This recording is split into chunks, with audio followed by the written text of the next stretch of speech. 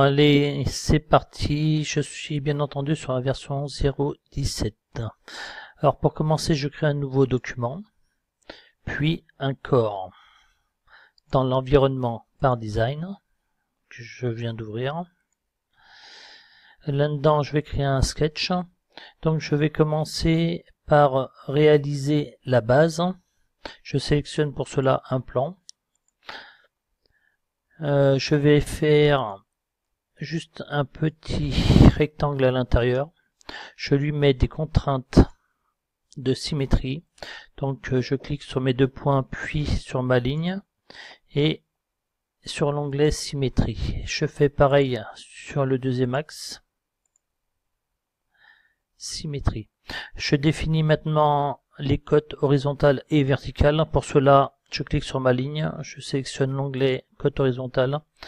Alors au niveau de la côte horizontale, j'ai 45 mm et la côte verticale 70 mm. Voici. À l'intérieur, je vais réaliser 4 trous. Alors je fais 4 petits cercles. Voilà. Hop, le quatrième, le voici. Je clique sur, je maintiens CTRL pour sélectionner mes 4 cercles. Et je donne la dimension de rayon 3 mm, ce sont des trous de 6. Donc je veux que ces deux points, ils soient sur le même plan. Pareil pour celui-ci. Je vais faire identique dans l'autre sens. C'est une méthode, hein, mais il y a plusieurs méthodes pour placer vos points. Alors je vois que lui, il est avec celui-ci. Là je suis bon. Je suis OK. Tout est OK. Donc, au niveau de mon entraxe, de mes trous, en X, j'ai 28 mm. Alors, je clique sur mes deux points. Je place ma cote, 28. Alors, on va décaler ceci pour avoir une meilleure visibilité. Et dans l'autre sens, donc je sélectionne mes deux points à la verticale, j'utilise mon pied à coulisse, 52 mm. Alors ce qu'on peut voir, c'est que là on se balade comme ça. Il faut quand même que je lui indique que je suis symétrique dans ce sens-là et symétrique dans le sens des X. Là, tout est passé au vert, je suis entièrement contraint. Je fais fermer, je recule pour bien voir. Je vais faire une protrusion de 6 mm. Voici. OK. Alors là-dessus, maintenant, on va rajouter la partie verticale. Donc 36 par 53. Alors je sélectionne ma face. Je vais faire un rectangle. Et on n'est pas centré, bien entendu. Je fais un rectangle. Alors, j'ai dit 36.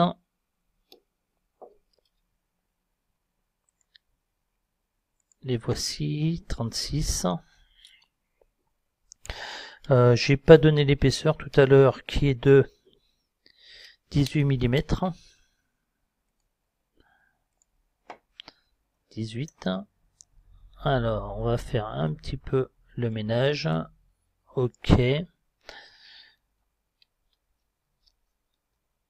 Et j'ai dit 53 de hauteur. Alors déjà, je dois quand même placer ce rectangle. Donc, je sais que dans ce sens-là, par rapport à ma ligne, j'en ai cliqué un peu trop. Donc, premier point.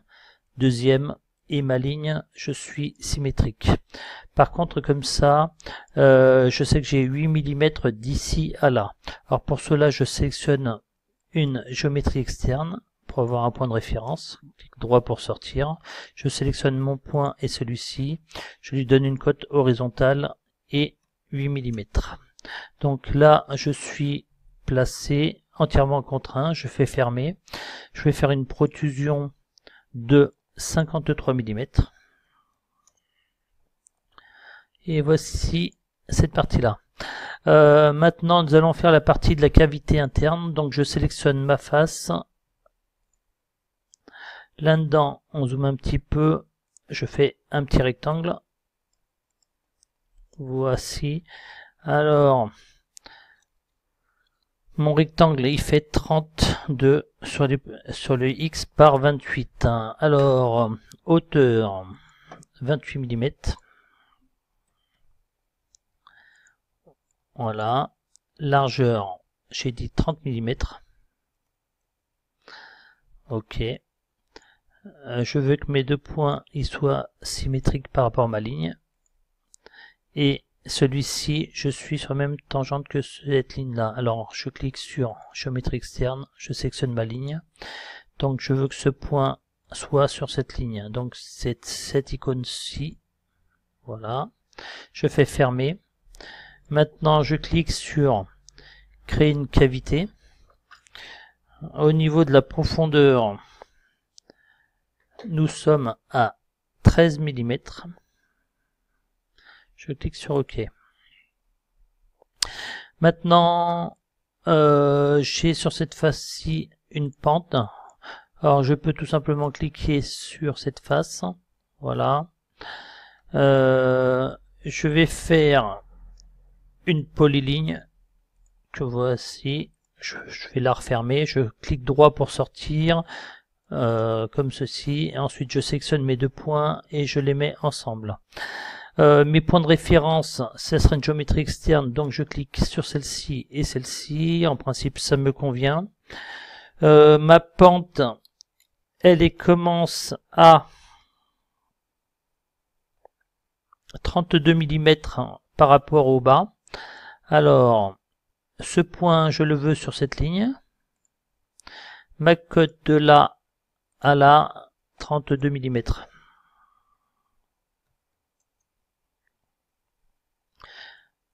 Très bien. Ce point-ci, je le veux pareil sur la ligne. Cette ligne, je la veux horizontale. Et maintenant, j'ai alors de l'arrière à là, j'ai 6 mm. 6 mm. OK. Donc ce point-là, il me gêne pas. Je fais fermer. Là, je vais faire une cavité à travers tout. Voici ma pente. Maintenant, je dois faire un arrondi dans ce sens-là. Je sélectionne, donc là je peux cliquer sur OK. Je sélectionne donc la face. Je clique sur l'esquisse. Je zoome un peu. Maintenant, je vais repartir. Je vais cliquer sur une géométrie externe là et là. Je vais faire un arc de cercle. On va faire comme ceci. Allez, hop, voilà. Je veux que ce point il soit sur la ligne. Je sais que j'ai un rayon de 36 par 2, donc de 18. Je veux que mes deux points soient parallèles. OK. Et maintenant, je veux que ma cote de là à là soit de 18 mm. Très bien. Donc c'est cette cote là qui remonte comme ça. Elle est en principe sur ma ligne. Oups, je n'ai pas sélectionné. On va recommencer. Je clique sur les deux. Voilà. Je suis sur la ligne. Donc maintenant, j'ai juste à rajouter une polyligne autour pour pouvoir faire ma découpe. Alors, hop, on va faire ça vite fait. Comme ça, clic droit pour sortir. Je sélectionne mes deux points, je les mets ensemble. Évidemment, celui-ci bouge pas parce qu'il est verrouillé par mes contraintes. Voici, je fais fermer, je fais une cavité à travers tout. Voilà, je clique sur OK. Donc, je vais rajouter des petits congés. Alors, je maintiens le contrôle pour sélectionner toutes les faces qui m'intéressent. Alors, celle-ci et celle-ci. Je lui rajoute un congé de 1 mm. Je clique sur OK. Maintenant, je vais sélectionner, je maintiens le contrôle, je les sélectionne les 4 cercles. Je lui demande pareil une profondeur de ces 3 mm. Je clique sur OK, c'est pour novice. Donc je vais continuer par la face inférieure, donc je clique sur ma face, je clique sur esquisse. Là-dessus, je viens rajouter du rectangle que je vais entrecroiser. Voici. Je vais venir rogner les parties qui ne m'intéressent pas. OK. Alors là, je vois qu'on est un peu libre. Ce que je veux, c'est que ces deux côtes, par rapport à mon axe, elles soient symétriques. Et pareil pour celle-ci.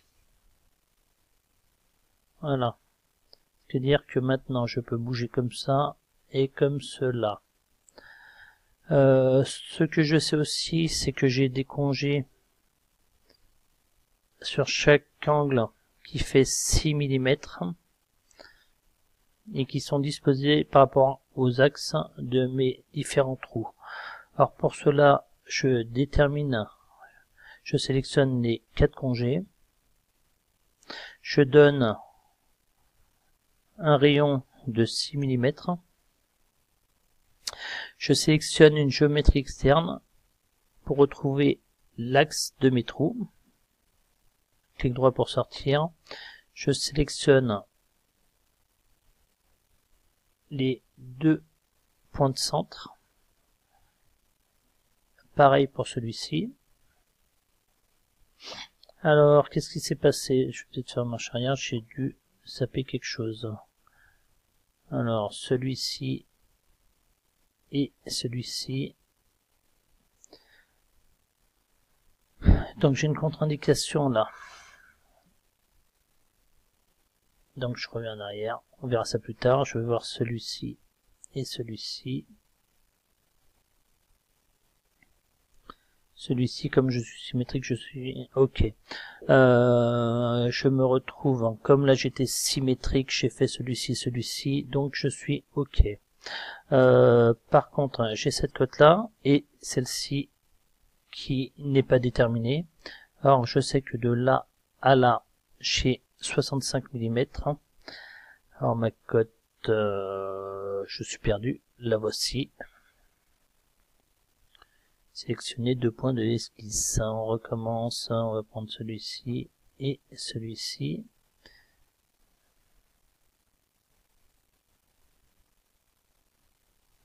« 65 » et de là à là, j'ai 40 mm. Voilà. Donc j'ai fixé, elle est passée au vert, j'ai tout fixé. Je fais fermer. Maintenant, je vais faire une cavité de 3 mm. 3 mm. La voici. Volontairement, je n'ai fait que ces congés-ci, mais maintenant je veux rajouter les petits congés de 2 mm sur chaque angle. Alors pour cela, je viens directement sélectionner les arêtes. Je maintiens le contrôle enfoncé pour sélectionner toutes les arêtes qui me concernent.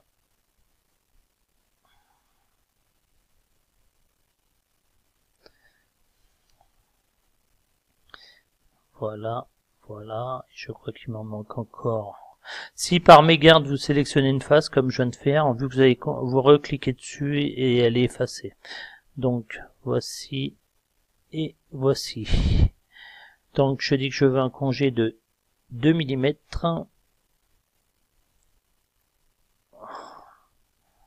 Ok, très bien. Maintenant, je vais lui apporter un rayon de 1,5 mm sur la partie basse. Je sélectionne ma face, je clique sur congé, 1,5 mm. Ensuite, je peux sélectionner juste une arête, vu que je sais qu'elle fait tout le tour. Je sélectionne congé, et pareil, 1,5 mm. Généralement, je vais vérifier un petit truc. Voilà, je m'y attendais. Généralement, lorsque deux congés arrivent, donc comme j'avais 3 mm, je fais 1,5 plus 1,5. Là, on arrive à 0. Généralement, il y a un petit truc qui fonctionne pas. Bon, si je mets 49, en principe, ça passe. C'est les raccordements de congés entre eux. Pourtant, donc là, c'est 1/100, mais ça passe. Donc, j'en ai terminé avec ma pièce. Qu'est-ce qu'il me manque? Je crois que j'ai fait le tour. J'espère que cet exercice vous aura plu et je vous dis à très bientôt. Je vous montre quand même la pièce. Voici le résultat en rotation. On va changer un peu d'angle de vue. Voilà. Donc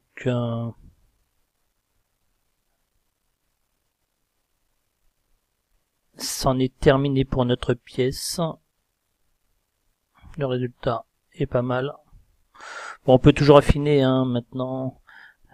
C'est juste un petit exercice. Bon bah sur ce, à bientôt.